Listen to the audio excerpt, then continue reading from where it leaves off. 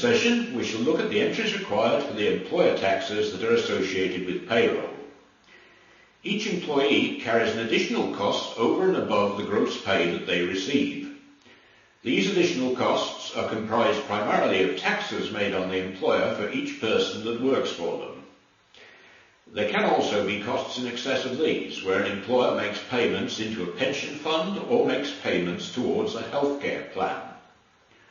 First, let us focus on FICA taxes. These taxes are for contributions towards Social Security. We have seen that employers pay a tax for Social Security. The employer also pays a tax on each employee. Currently, this tax is at the same rate for both employer and employee. For both, the same maximum limit on earnings applies.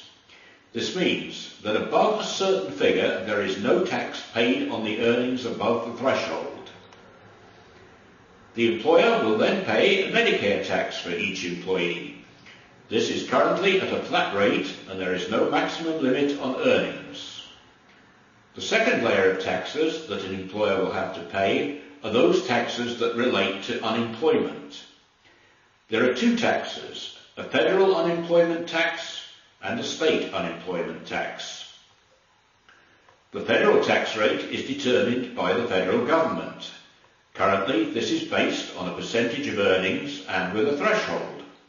Remember that a threshold is a limit above which additional earnings do not attract a tax. Thus, a threshold for an employer means that when the employee earns above a given figure, the employer will not be paying additional taxes on that amount. The position for state unemployment taxes is different in that each state can set its own rates, so the rate can vary from one state to another. There is usually still a threshold of earnings, above which no state employment tax is levied on the additional earnings. All these taxes represent expenses for the employer, and they will be debited to a payroll tax expense account. Remember that debits will increase expense accounts. The corresponding accounts for each type of tax will be liability accounts, where the amounts owed are recorded. For record keeping, it is important for employers to distinguish between these various taxes. When the taxes are paid, there will be a second set of entries to the accounts to record the reduction in liabilities. Let us look at a simple journal entry for recording the expenses of these taxes and the liabilities. The payroll tax account receives a debit. There will be credits to liability accounts for Social Security, Medicare, federal unemployment and state unemployment. All these credits must add up to the debit for the expense account. Remember, debits must equal credits. Now let us look at the journal entry for the payments. There will be credits to the cash account for each agency paid and a corresponding debit to the accompanying liability account. The journal will balance at the end. Debits will be equal to credits again. The accounts that record liability are needed not only to distinguish different taxes, but also because the liability does not fall due at the exact same time that earnings are paid to employees. Employers would not normally pay the liability until it became due. There is no common date for all employers that states when the liability falls due. Instead, there are usually a series of rules that relate to the size of the liability. In general, the greater the liability, the more frequently it will need to be paid. How does the employer make the payment?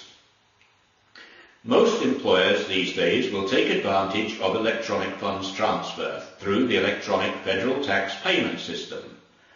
Large employers, whose liabilities exceed $200,000 each year, are required to make payments using this system. Smaller employers can make payments by cheque using Form 8109, which is rather like a deposit slip. One very important piece of information required for this, and indeed for all returns for taxes paid by employers, is the employer identification number. So far, we have talked of taxes as an expense for the employer, since taxes are compulsory. However, employers can choose to make additional voluntary payments that relate to health insurance and pension savings. These amounts can vary quite widely between different employers. In all cases, the employer will set up an expense account and a corresponding liability account. When the liability is recorded, there is a debit to the expense account and a credit to the liability account. When the liability is paid, there is a debit to the liability account and a credit to the cash account. This ends our third session on payroll. Thank you for watching and for listening.